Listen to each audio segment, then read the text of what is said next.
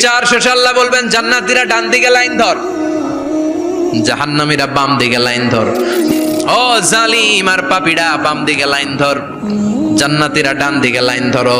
মুহূর্তের মধ্যে দুইটা ভাগ হয়ে যাবে। জাহান্নামীরা তখন আফসোস করতে থাকবে, ওদিন তাদের চেহারা কালো হয়ে যাবে।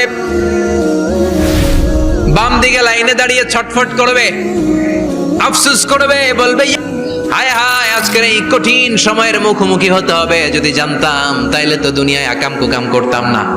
হায় হায় কেন নামাজ পড়লাম না, কেন রোজা রাখলাম না, কেন মাহফিলগুলাতে গেলাম না, কেন কোরআন পড়লাম না, কেন মা বাবার খেদমত করলাম না, কেন আলেম ওলামা পাইলেই গালি দিতাম, কেন ইসলামের বিরোধিতা করতাম, কেন হকের বিরোধিতা করতাম, কেন মনে যা চাইতো দুনিয়ার বুকে শুধু সেটাই করে বেড়াতাম, কেন এটা করলাম। ইয়ালাই জানি কদ্দাম চুলি হায়াতি, কপাল ঢুকবে কিন্তু সেদিনের চিৎকার তারে বাঁচাতে পারবে না। চিল্লা এখন ঠিক কিনা?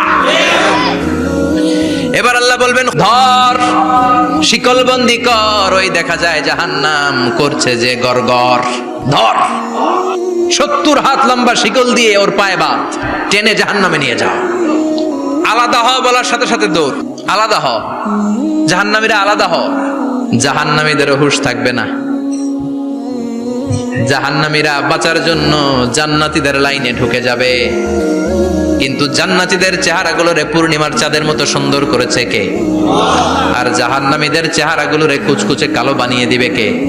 ফেরেশতারা তাকানো মাত্রই চিনে যাবে কোনটা জান্নাতি কোনটা জাহান্নামী।